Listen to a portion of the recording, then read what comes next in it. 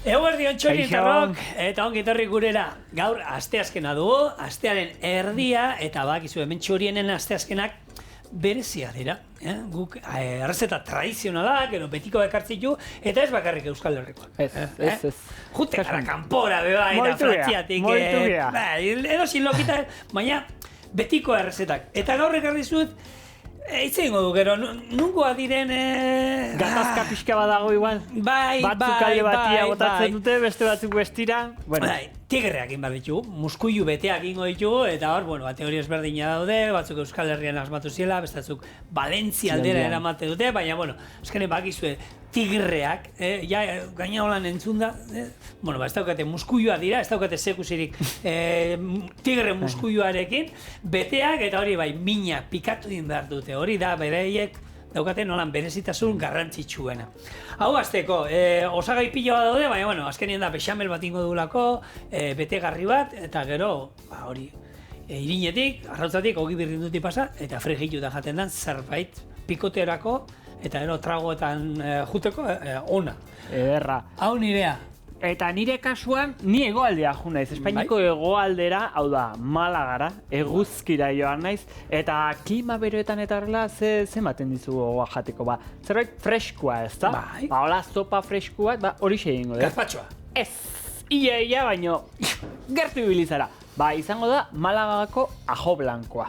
Pero nik pentsatzen egon naiz, da euskaratu nahi izango nuke ajo blanko, hau izango zu, baratxuria, bueno, tontakerik esaten zutziko dugu, ez da? Eta jarraituko dugu, ze gaur lan desiente daukagu, eta zu hasiko zara, zigor luzearekin. Oita 9 urtekin nola. Horreta barri beltzen lanek. Zuek lasei eserita, haitu nola ingo duen guerzeta, eta gero bota parrea, lasai. Lapiko batean, ardo zuria, azenarioa, tipula erdia eta porruaren berdea jarriko ditugu, eta ardo zuria irakiten hasten denean, muskuioak bertara bota, tapa jarri, eta irekitzen direnean, iragazi eta lortutako ura murrizten utziko du. Muskuioei haragiatara eta gorde. Sartaki batean, gurina jarriko dugu, tipularen erdia, txikituta eta hau erregozi. Jarraian, irina gehituko diogu, gero, esne beroa eta bexamel bat ingo dugu. Bexamel horri, arrautza egozia, muskuioa txikituta, arrain sopa eta tomate saltza gehitu eta ondo nasi. Zerez ardoa gehitu eta atera ingo dugu ostutzera pixka bat. Muskuiluen oskolak honekin bete, irinetik, arrautzatik eta ogi birrindutik pasa eta olio berotan fregitu ondoren honegin. Beraz, lehenko inbar duguna, muskuilu hauek irekin bar ditugu. Horretako, nik hemen jarriko dut porru baten erdia, holan berdea, atal berdea, azenarioa bat holan pusketa handitan moztuta, eta kipularen erdia. Gero, gainerako erabiliko dut bexamela egiteko. Hau ere, pusketa eta moztu. Eta ardo txuri pixka batekin, hemen ingo duguna da, muskuiluak ireki. Horretako, utziko pixka lurruntzen ardoa, alkoholik ez izateko, zegero hemen ateratzen dugun ura, betegarri iteko erabiliko. Betegarri erabiliko du, honen ura, bexamela, eta bexamel horri botako dugu. Arrain sopa pixka bat, etxean nik izozgailuan izaten du, beti iten duanen arrain sopa asko iten dut, orduan hortik etxean ibilena kras, pusketatzuk atara ditut, eta egia da, kriston ikutu ematen diotela, tomate saltza pixka bat, eta nola ez. Jarri dut aukeran, pikantea bota nahi beste. Tigreak dira.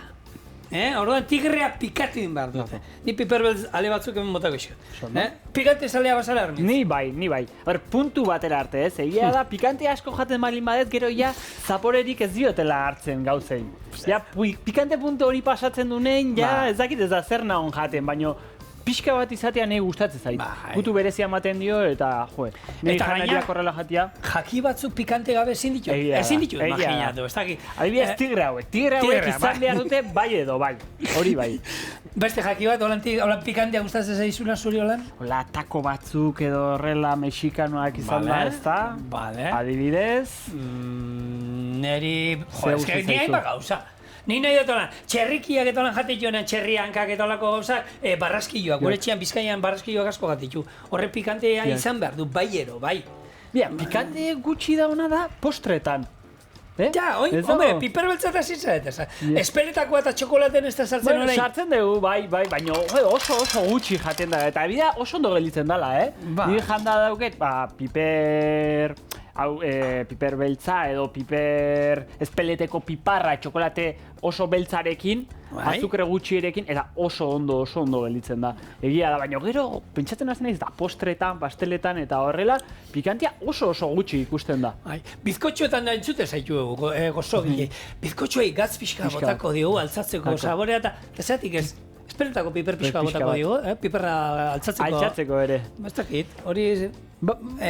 Ez balin bada orain arte sortu nik usten dut igual ez dagoelako ohitura, ez dago jendiai igual etzaia inbeste gustatzen, baino egia da gazietan eta plater pilo batetan kontsumitzen dela, eta herrialde batzuetan beti eta plater guztia, hau da, Mexikon eta horrela, ia beti, pikante hori izan behar dute. Zer ez balin badakate hori, hau da, zerbait falta zaiela bezala ezta? Guri ogia falta zaigun bezala jaterako garaian, beraiei pikanti hori ez balin badute, falta zaie zerbait. Bai, kultura askotan, hor Indian eta asko erabiltzen dute, Afrikako herrialdeetan pila bat erabiltzen dute, eta, bueno, han askotan bako zer dan, ez? Estaltzeko beste gauza batzu. Hobeto pikantea botatzea. Baina gure kasuan ez, gure kasuan muskuioak kalidazkoak ekarri ditugu, bertakoak, eta honek ez dute pikantea, bueno, da, ongarri moduan ez bakarrik, ez estaltzeko ezer, beste herrialde batzutan egiten da moduan. Alaxi da, zigor, eta esan ez duen bezala, gaurkoan muskuioak, protagonistak muskuioak izango dira, eta dira, oso nutritiboak. Hain nutritiboak deitzen zaiela super elikagaiak. Dazkaten nutriente guztiengatik. Hau da, dazkate kalitate handiko proteinak. Dazkate oso gantz gutxi. Dazkate ere omega 3 hain ezaguna, eta hemen askotan hitz egin dugun omega 3 gantz azidoak, funtseskoak direnak, eta horretaz gain ere, dituzte, mineral eta vitamina pilo bat, adibidez, potasioa, kaltzioa, burdina, magnesioa, B12 vitamina A. Eta hauek dena azkenen sistema immunologikoa indartzen laguntzen dute, eta hainbeste antioxidatzaile dituzte, non gure funtsezko gorputz prozesuarako ere oso onuragarriak direnak, beraz. Horregatik deitzen zaie, super elikagaiak, ez da, arrazoi bat dute horren atzetikan. Hor askotan, gure dietan falta ezin den produktu bat. Eta eskuragarri daukaguna, egia da olako superelikagaietan zentzuten dugunean, juten gara, etortze zaigo burura belardendak, eta hor ez dakit, maka, eta honek hautz, gaur egun duen pila bat, erokinoa eta bai, horrek superelikagaia badira, baina tomate, gure betiko tomateak, sasoian daudenean, horrek ere antioxidatzaile pila dauzkate, eta muskuioak, ere, bai. Muskuioak hemen ikusi zuen, ireki dira, hau ekingo ditugana da, esan dakoa. Hau, erabiliko dut gero, muskuioei pixka botako diet, holako, ez dakit, 3-4 jarraka da. Orduan, murrizten utziko dut, eta ingo dana da hori, konzentratu ingo dugu hemen zapore guztia. Orduan, hor utziko dut hor murrizten hori, emango diote gurra, eta horrengo da irakiten, eta hemen bestaldetik oin jarriko dut, bexamel bat egiten hasiko naiz. Horretako gurina hemen dauka, bexamel egiteko, 80 litro erdingo dugu, 80 batero, loditxo geratu nahi dut, 80 gramo gurin, 80 gramo irin dauzkat. Orduan, hemen tipula txikitu indu dana erregosten jarriko dut, eta hori izango da oinarria bexamel honena. Oso ondo, gaurko errezeta beraz, tigreak, beraz, guazen hitz egitera nondikan datorren edo nondikan datorren izen hori, ezta? Beraz, tigre izena. Jendiak igual pentsa dezake kolorearen gatik, ezta? Ze barrualdean laranja kolorea dugu, kanpoaldea beltza, eta igual tigreari gogorarazten digu, baina ez. Ez da horregatik, ez da muskuilu subespezie bat delako tigrea hori ere ez. Lehen komentatu dugun bezalaxe da, errezeta tradizionala eta originala, tomate saltxa batean egiten zen, eta tomate saltxa horrek pikantea zeraman. Beraz, pikante horrek, basatia dan bezalaxe, jendiak tigrearekin erlazionatzen zuen, eta tigrearen atzaparrarekin, ezta? Horrexegatik deitzen zaio tigrea, eta nondikan datorren jatorria, Bilbotarrek esaten dute Bilbotikan datorrela, talento jatetxetikan, eta Bai. beraiek egiten zutena zen, muskuiluak tomate saltxa batekin, oso pikantia zana, eta listo. Gaur egun egia da, toki pilo batetan edo askotan egiten dana da muskuilu hau bete, bexamelarekin eta frijitu. Baina lehen Bilbon saltzen zena edo jatetxe honetan saltzen zena zen muskuiluak oso errezeta nahiko erreza eta arina, muskuiluak tomate saltxa eta pikantearekin, eta taberna honetan saltzen zirenei deitzen zioten tigreak. Gero beste historia da, Valentzian ere ez, 70. hamarkadan sortu zen errezeta hau, hori bai, bexamelarekin beteta zegoena eta frigituta zegoena, gaur egun igual gehiago ezagutzen denak, hori Valentzian sortu zen, badakizue, justo Mediterraneo inguruan dagoela, kostaldean dagoena, eta bertako muskuiluekin eta errezeta hori jasota, esaten da, Valentzian sortu zela gaur egun ezagutzen ditugun tigreak. Eta egia da, errezeta hau dexente galtzen ari dela jatetxetan, hau da, kartatikan kentzen ari dela edo pixka bat modifikatzen ari direla, eta dago arrisku hori, errezeta tradizionala galtzen ari denarena. Nik egia esan bitu, niretzako tomatearekin beti izan die, mojojoiek tomatearekin. Gure etxean da pikanteak erotzien, eta hori, eta nik tigreak gehiago deitzen nien, hori, ja dienen muskuilu beteak. Muskuilu bete hau egiteko, bakizue, oskolan erdia, gorde ingo du, hau bete ingo du, gero betetzeko erabiliko du. Eta baina harakia, hementik 150 gramo behar ditut, gutxi era, kilo batetik atarako duzuen harakia. Hala ere hori, niretzako beti izan dira tigreak diena beteak. Hauek, erabiltzen dena oskola betetzeko, eta hoi die tigreak. Beste nik deitzen izan di hori, gure txien, mojojoiak, tomateakin. Historia hori da, gauza da, gaur egun mojojonez deitzen diogun, errezeta hori, lehen tigreak deitzen zieten. Osa, taberna horretan, tomate saltxa horrekin egiten ziren muskuilu hauek, deitzen zieten tigrea. Baina egia da nik ere bizitza guztian, edo beti deitu izan dietela tigreak, muskuilu betei. Bueno, kipula erregozten eta hemen, ikusten duzu, ni haragiataten, esnea berotzen bexamela iteko, gero ingo duana da irina botako dut hemen, esnea gehituko diogu, bexamel bat ingo du, eta bexamel horri esan dakoa, arrain sopa eta tomate saltza gehituko du. Arrain soparik ez badukazue, ez zio bota, muskuiluen ura pixka geixio bota, eta itxas zaporea nahi diogu eman honi. Ondo, bueno, zigor, ikusten detenez ere, tomatea erabiliko duzu. Bai. Zuk badakizu tomateak ez dira hain simpleak, ematen duten bezalako simpleak, landariak...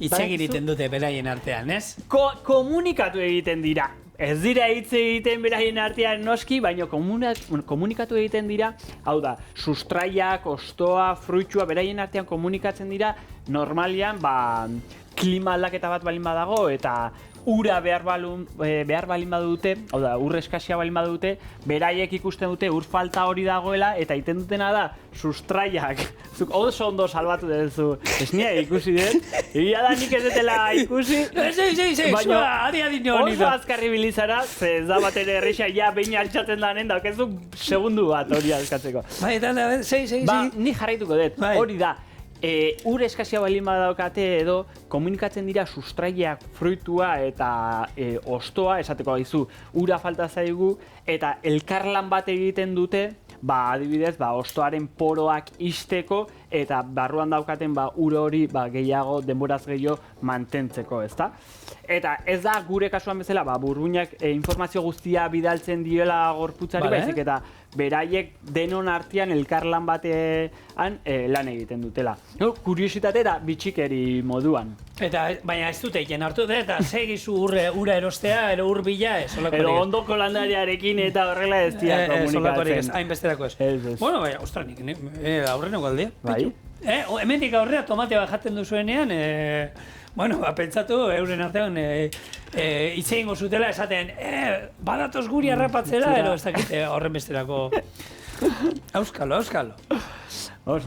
Bueno, gainera ikusi dut xerez ardoa era erabili behar duzula, ezta? Lehen Hementxe. ardo txuria, xerez, bueno, badare bat ardo baditugu, mengo ardoak nola egiten diran, bueno, badakizue hartzen dira gure matxak, eta lehenan ondabiziko gauza, bueno, puntuan egon behar du, hau da, azukre deixente izan behar du. Vale. Bera, azukua atera ondoren egiten dana da hartzitu kupel inoxidable horietan, Vale. eta gero egia da, badaudela, beste egurrezko kupelak nahi balen badute, bertan denbora bat pasa, egur zapore eta ikutsu hori emateko, eta xerez zeko ardoak oso bereziak dira, ze badaude, bueno, berezitasun batzuk, badaude barietate ezberdin batzuk, baina adibidez manzanilla, ezta? Zuk kasu honetan manzanilla erabili, ezta? Bueno, manzanillak esan beharra dago palomino varietatearekin eginda dagoela, eta ardoa egiterako garaian berezitasuna du egiten dela ardoaren gainean lore legamia xafla bat, eta horren barruan, horren azpian hartzitut egiten da, eta ez du oxigenorik. Beraz, ematen dio kriston zapore eta ikutu berezia ardo hauei. Gero, beste varietatea izango litzake amontillado deitzen dana, eta kasu honetan bai, pixka bat nahastu egiten da, hau da, lore legamia xafla hori hautsi egiten da, eta likidoa gorakadikoa oxigeno pixka bat sartzen da, eta ardo hauek dira pixka bat komplexuagoak.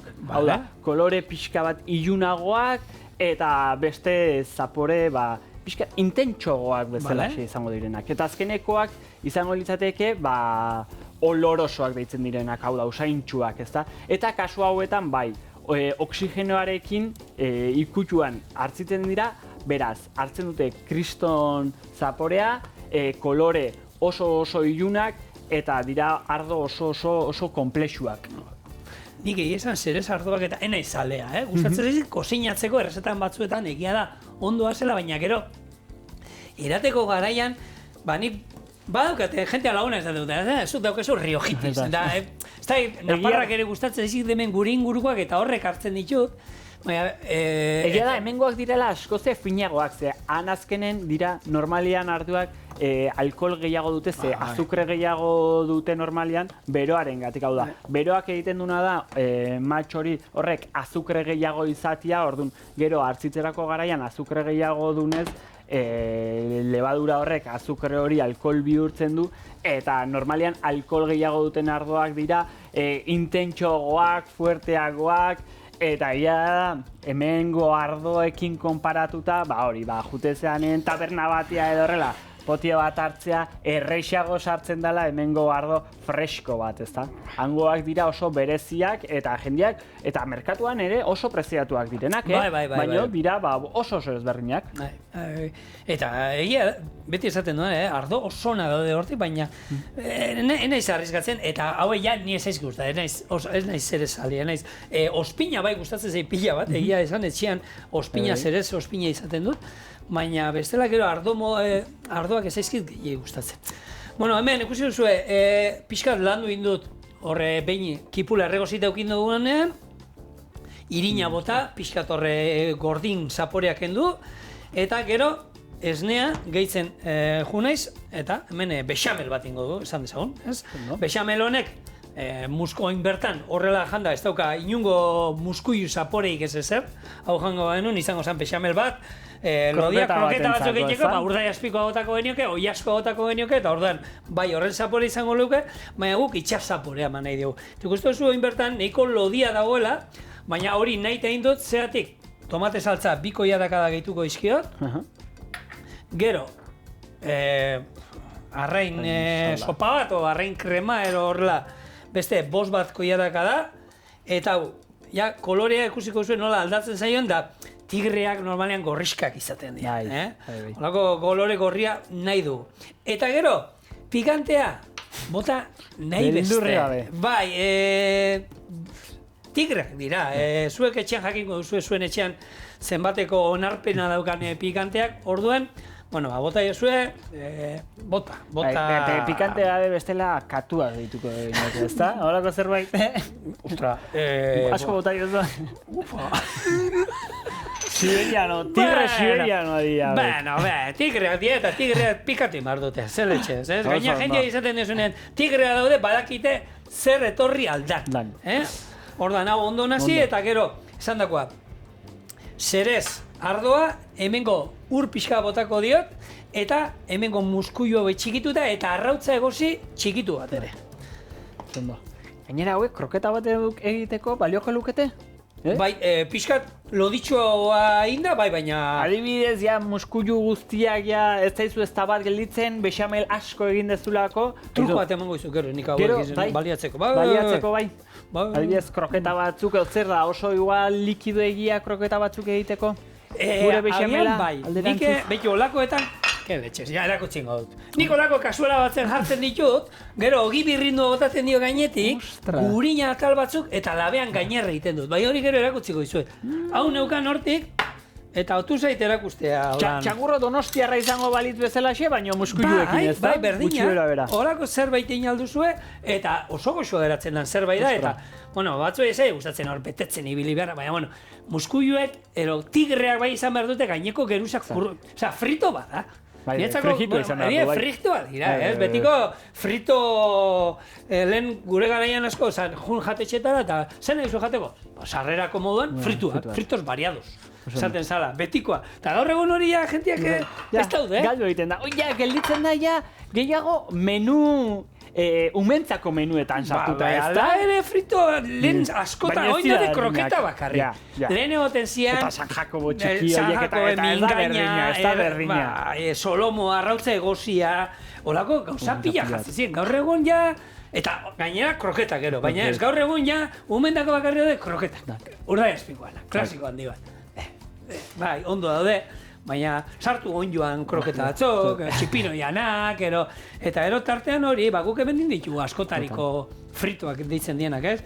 Garuna arrautzestatuta, ez dakit, aukera pila bat daude. Bueno, ni hemen muskuia txikitzen robota bat oso, robot batekin nina duzu hau, Egia da, honek ematen diola ia zapore guztian muskuiluarena, ez da, pixka eta arrain saldak ere, bere ikutua ematen dio, eta lehen ikusi dezuek, bexamelak egon behar du pixka bat lodia, ze ondoren bota behar dizkiogun beste osagaia, pues, tomate saltza, arrain salda, eta horrek egingo duna da, gure bexamela pixka bat lehundu, eta tekstura hori izateak. Findu. Hori, findu egiten du. Sondo. Eta kolorea ikusten dezue, tomateak ematen diona, muskuiluak ematen diona, eta hori zaporean gero nabari da, pilo bat. Oin ikusten zu, pixkat loditxo dago, esan dakoa, hemen oin botako dio. Hemen, muskuilu guztiak, barrura. Ez ditu pixatu, berez, kalkulatzen da duna 50 gramo, baina, bueno, hauek, pixkat gehiago izango dutela agian. Gero, zerez ardoa, kasu enten mantzanilla erakoa, hau ere. Ez dugu lurrunduko, honek zaporea izan behar du eta ikutu eman behar dio. Eta, esan dako, hemengo ur pixka bate. Kasu enten mantzanilla, baina ez dugu ditzen, baina badaude gero ardo gozo batzuk ere. Pedro Ximenezekin egindakoak, hau da, normalean edo Pedro Ximenez edo Moskatel barietate matxekin egindakoak. Eta hauek dazkate azukre gehiago, alkohol gehiago, eta edo postreentzako ere oso ondo etortzen dena, edo, bueno, pixka bat edo kopa txikitxo bat edateko ere, ze oso ardo pertsonalidade askorekin indakoak dira. Eta horrek zer di, gero, baina Baskariaren bukaran, ze horrek janariarekin batera, ez, agian postrearekin. Bai, nahi gehiago gustatzen zait, ez, Baskari herrian normalean ere, dira oso ardok, hori, pertsonalidade asko daukatenak, eta zer gertatzen da, pentsatu, arrain batekin jate balin badezu plantxan, arrain horri, iaia, istaldu egiten duzu, ze zapore guztiak entzen diozu, ardo oso indartsu bat edo gorputz askorekin hartzen balin baduzu. Horregatik, gero, maridajea eta zete oso interesgarria da, ze ardo hartzen dan, produktu edo plater bakoitzarekin, ezta? Ze izan behar du ardoak, pixka bat, platerarekin dijoan, sintonia berdinean, hau da, erlazioa izan behar dute, ze oso indartsua balin bada ardoa eta platera ari zarena jaten, ba, ez balema dauka, hau da, zapore handia, zapore asko ingo duna da, ba, estali, eta hori ere, ba, ez dugu nahi. Beraz, afinitatez esaten dana da, egiten da. Sommelier sartzen da hor, ez? Berak, menuaren arabera gomendatu aldizue zer gauza jan ero beste. Bueno, gatz pixka bat, piper beltza, eta ni gomendatzen dudana da pixkat ostutzen ustea hau. Ze bestela, hauen normalean, zerbitzen dienean, holako mendi pixkat inbarzaio betetzean hauek, oskolak betetzen ditugunean.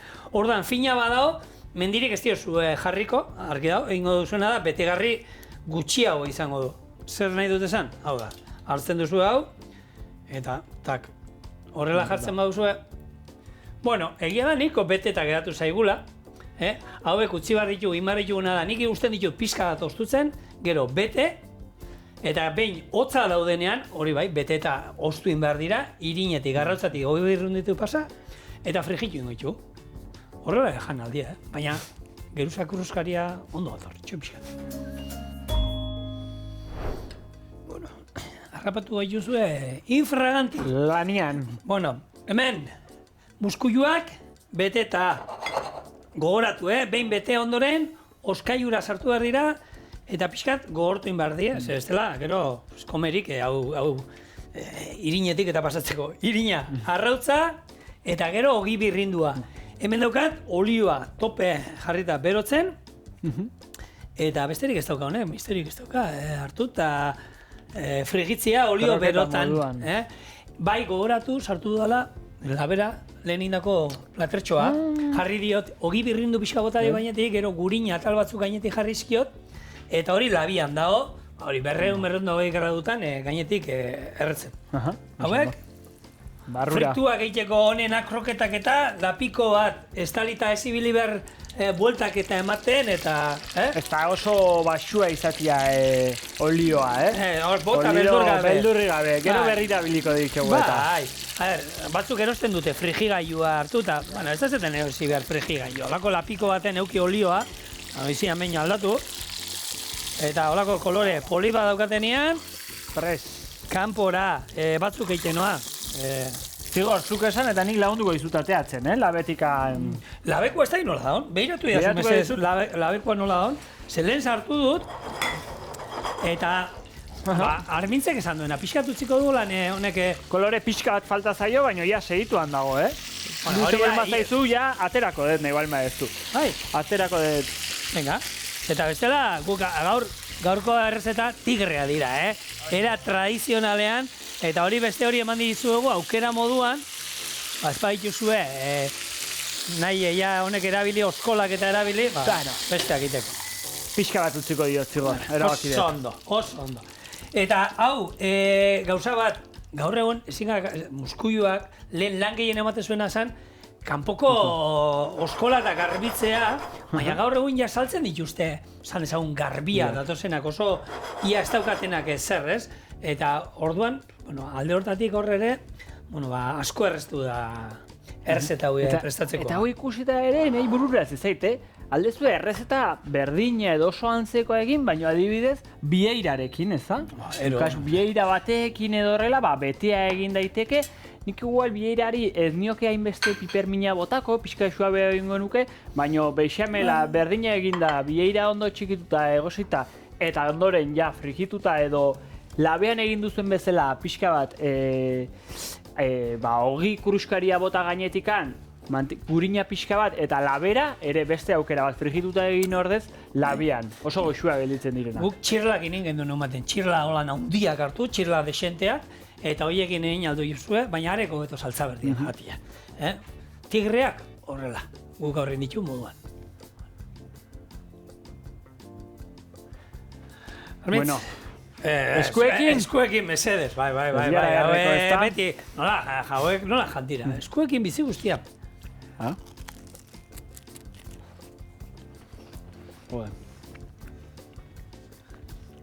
Oso hau. Kriston zaporea dakete, pipermina tigreak direla nabari dira, ez diakatuak, ez tigreak dira. Kurruskaria gainetik dan, krematxoak barrutik. Entzun da, ez da kurruntz nola induten, sartzen ero. Eta krematxuak barrutik, Ah. oso goxuak. Oin zer refreskoa falta zaigu. Bueno, hori da. Hau Sopa pikat. freskatu bat egingo dugu.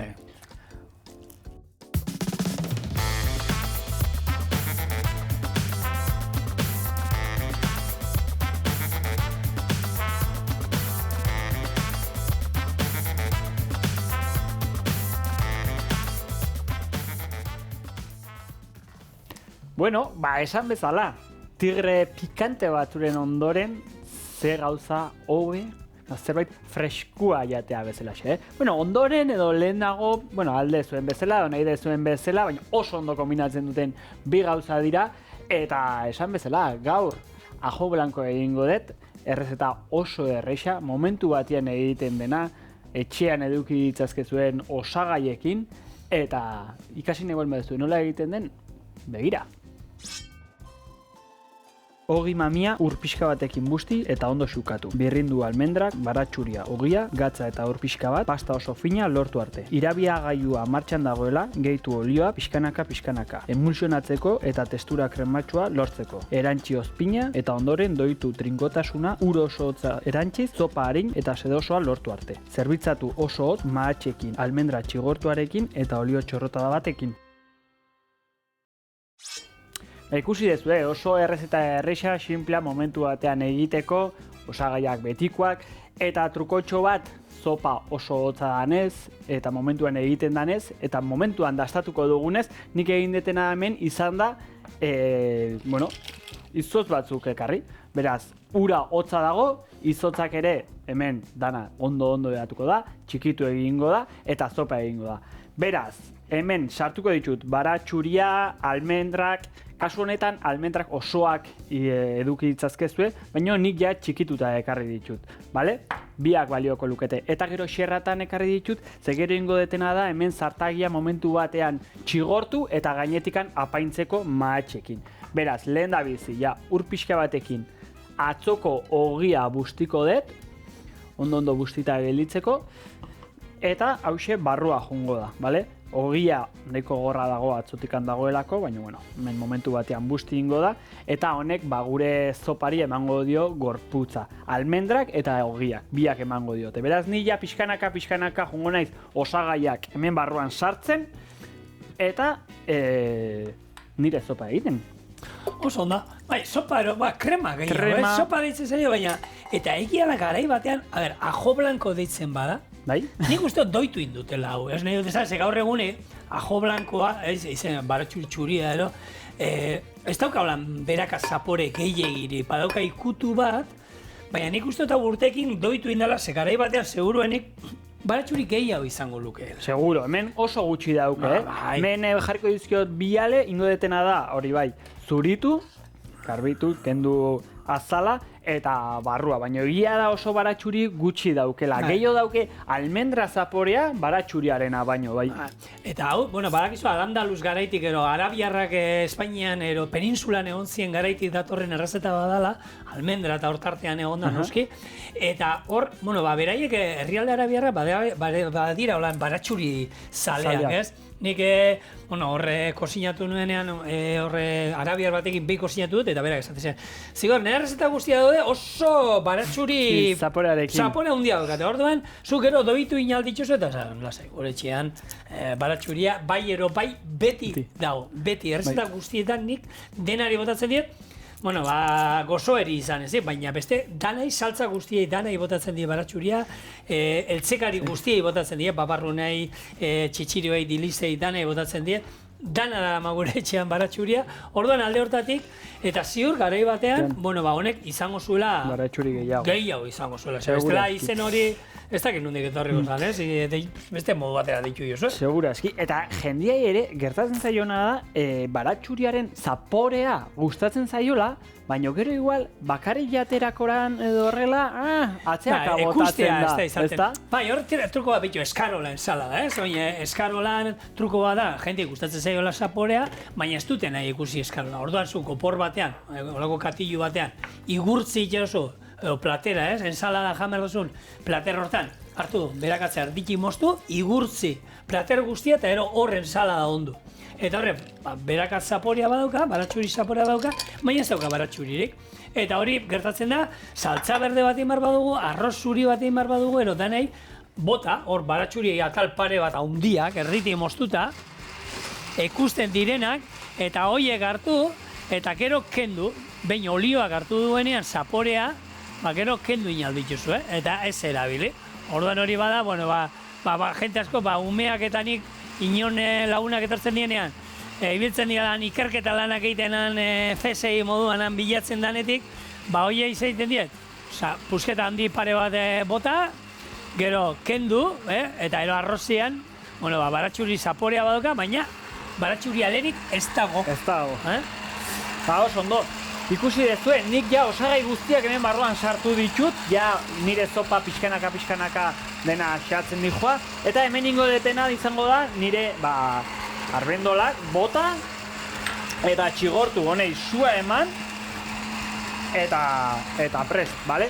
Pixkanaka mugitzen jungo naiz, bestela berakoak errengo zaizkit, goikoak elituko dira gordinak, eta nahi dut denak uniformeki edo homogeneoki ondo txigortuta geratzera. Beraz, buelta batzuk emango dizkiote zerretzeko, eta prest. Ondoren, hemen dazkaten mahatxak, kasu askotan eta horrela, nik uste dut hau ja nahiko daukatela, ondoren ingo detena da, olioa bota, martxan dagoen bitartean, beraz oso gutxi gelitzen zaigu gure zopa amaitzeko eta ozpina gelitzen zaio. Eta batzuk ordez egiten dutena da, azala kendu mahatxei eta barruko haziak eta horrela danak kentzen diote, beste tekstura garbiago bat izan dezaten eta horrela. Baina, bueno, nik kasu honetan ingo ditutena da erditikan zatitu, gure zopa gainean ipini eta listo. Oso ondo. Hemen eta ahora ematen diete, ez? Gentia lan danak, saltzen dituzte gaur egun badaude, ez? Uste dute hasi gabeko honek matzak ero saltzen dituzte, orduan zer ez dugu ikusiko. Bitu, zer ez dugu ikusiko, hemen Euskal Herrian bitu urte hasieran izan zen, albiste bat atera zen, ikerketa bat, non muskuioak gaur izan ditugunez, esan kontatu behar dut. Muskuioak erabilita, gaur egun bakeroak, gastatuak egiteko, horrei botatzen zieten presio handiakin are fin moduko bat, ez da, niko kutsakorra dela eta konturatu ziren. Eta inzuten hemen Euskal Herrian izan ikerketa batean, hasi ziren muskuioekin, hemen Euskal Herriko Unibertsitatean, eta muskuioak erabilita egiten berdina eta antza, emaitza oso onak, lortu dituzte muskuioak erabilita, ez da horren kutsakorra, eta, ez dakit, konserberak eta suposatzen dut, muskuio oskolak milaka eta milaka bote ingo dituzte bat, eta zertako ez dituztena erabiliko. Oiei, irten bide bat ematen maiozu, eta gaina, seguro, konserberak kobratu ingo ditela muskuioarik, merki ingo ditea, baina kobratu ingo ditea, eta horrekin lortzen badu, bakero gastatu hauek ero lortzea, naturai ero min gutxio egin da, eta berrera biliz zerbait, ideia ona, ez? Eta hori, hemen, Euskal Herrian ez motu. Valladolideko azanbera, usted, ikerlaria. Valladolideko, euskera amarreko egiten duna. Gu baina hobe, igual. Bai. Malaga aipatuta, nungoa izan da, Malaga aipatuta, nor retortze zaizuelan burura famatu bat? Famatuak, Antonio Banderas, Isco Alarcon, futbolarian. Pero bate hori aktorea, ez? Bai, Isco futbolaria ez da. Da fama. Pablo Picasso. Jarra, no? A ber, laro eta bederatzi urte izango dira laizter, oin hile bukaeran, Gernikako bombardeak eta izan zala, eta, hemen ekarri ditut, holako, datu txiki batzuk, kuadro hori agindu zioteneko, nola zenba denbora tardatu zuen da hori. Zuk zein barru zuen, Arbitz? Niko hain pixkanaka ingo dut, olioa bota, eta momentu batean ja prest izango desala. Vale, ospina bota diozu, ez? Ja, ospina honek barruan dauka, eta hemen txigortuta dauket, ja bukaerako dekoraziorako. Beraz, nik pixkanaka hemen ja, nire salda amaitzen joan. Kontua, nik lau detaile emango izkizu, eta hor badakizue, Espainiako Errepublikak eskatu ziola kuadro hau margotzea Picassori, hor Parisen inbarzan feria nausirako, 1997 urtean.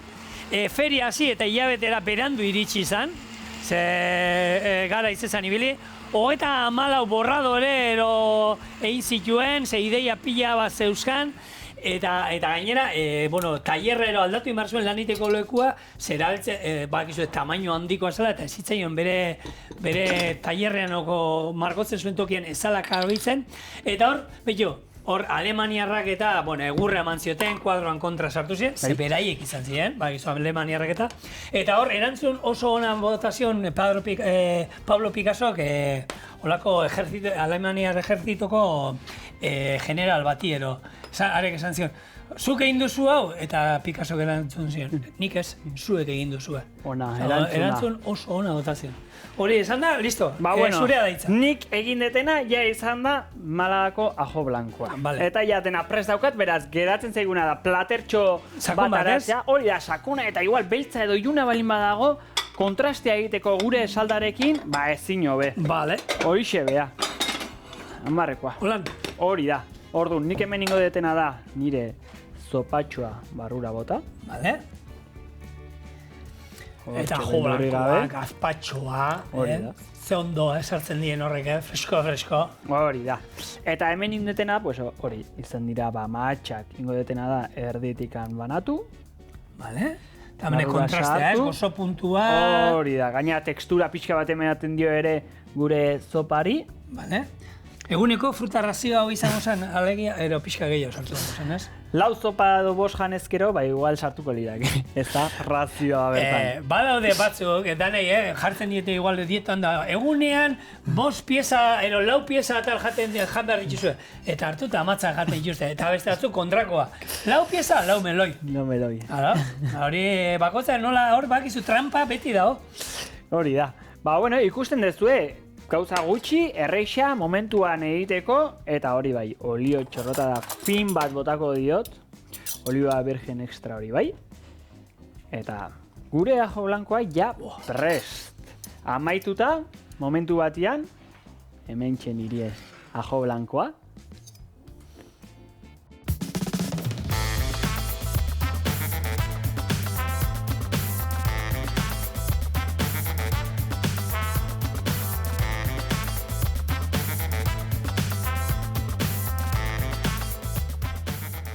Eta orain bai, astatzera.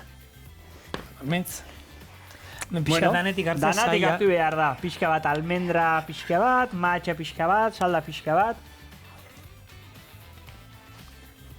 Ona. Oso ona, betio matzaken, ez dakit inoz jandu dan. Gozo hori ematen dio.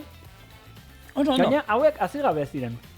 Oso gutxi dazgatita, oso ondo sartzen. Bueno, hau da, estatuta lagunok, gaurko saioa bukatu da. Eharra. Ondo izan, eta bihar etortxo. Eskarrik asko horri zatagatik. Agur.